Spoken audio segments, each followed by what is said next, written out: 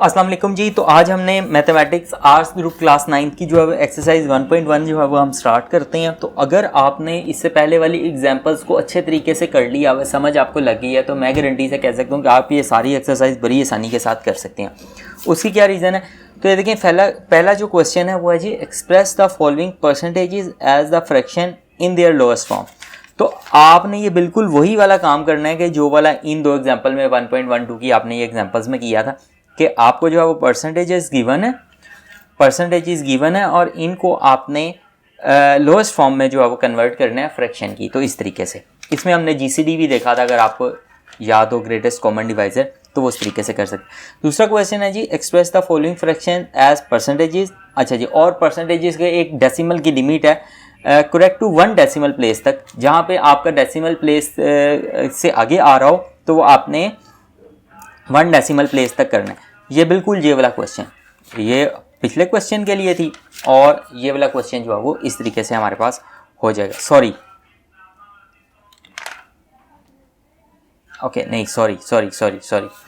तो आप, हाँ, वो आप कर सकते हैं। तो पहले आपने जो है वो, सॉरी मैं गलत बता गया, पहले आपने ये फ्रैक्शन गिवन है, इन फ्रैक्शंस को आप परसेंटेजेस में लेके जाएंगे और उस परसेंटेज को जो है वो फिर आप जो है वो डेसिमल में कन्वर्ट करेंगे।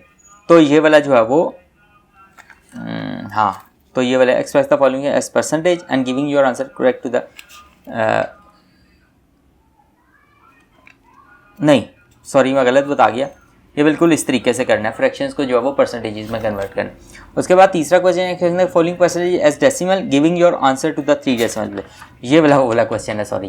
तो आपने ये वाले, अगर आपको देखा, आपको समझ लगी हुई है, तो आप ये वाला क्वेश्चन भी बड़ी आसानी के साथ कर सकते। और लास्ट जो हमने देखा था वो देखा था जी, हमारे पास डेसिमल गिवन था और उसको हमने परसेंटेजेस में कन्वर्ट करना था। तो ये वाली लास्ट एग्जाम्पल जो हमने देखी थी, ये बिल्कुल इस तरीके से आप जो है वो हमारी जो है वो कम्प्लीटली हो जाएगी। तो अभी हम देखते हैं, करना जो है वो स्टार्ट करते हैं, ताकि आपको थोड़ा सा चीज़ों का जो है वो आइडिया वगैरह जो है वो हो सके। ओके जी, तो देखें जी, express the following percentages as fraction in their lowest form.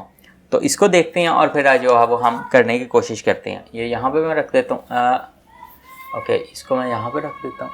ये थोड़ा सा आपको ब्लर नज़र आ रहा होगा, हाँ, फिर मैं इसको यहाँ से हटा ही देता हूँ। अब थोड़ा सा काफ़ी आपको बेहतर हो गया। इस बुक को मैं हटा देता हूँ। तो लें जी, ये आपको साइड बाय साइड दोनों चीज़ें जो है वो नज़र आती रहेंगी। तो हम देख लेते हैं। सो पहला क्वेश्चन है जी, हमारे पास आएगी जी एक्सरसाइज 1.1 और इसका आ गया जी क्वेश्चन नंबर 1। तो इसका पहला पार्ट जो है वो हमें कह रहा है जी 95%।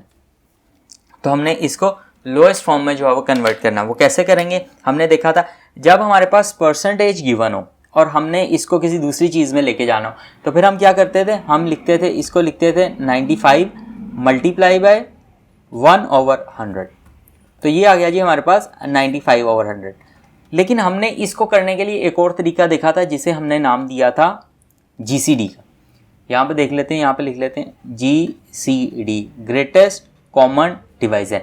उसके लिए हमने क्या कहा था, हमने कहा था अब आपने किसी तरीके से, या तो आपको पता होगा कोई ऐसा डिजिट, कोई ऐसा नंबर जो कि इन दोनों को डिवाइड करता हो, जो कि ग्रेटेस्ट हो। मतलब ये नहीं कि फॉर एग्जांपल, तो वो हमने यहाँ पे फाइंड करने की जो है वो कोशिश करनी थी।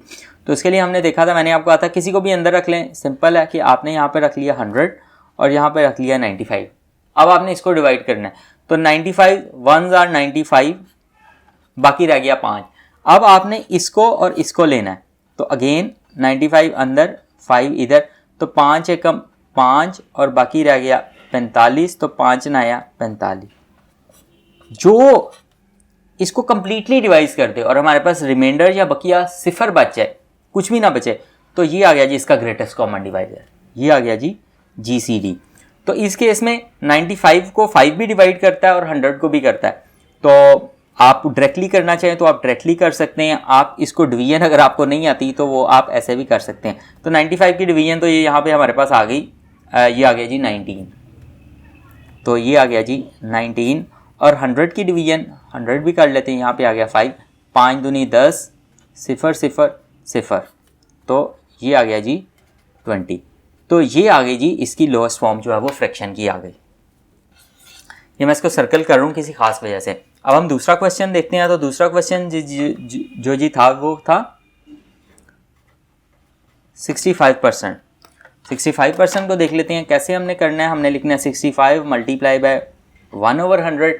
तो जब हम ऐसे लिखेंगे तो ये आ जाएगा 65/100।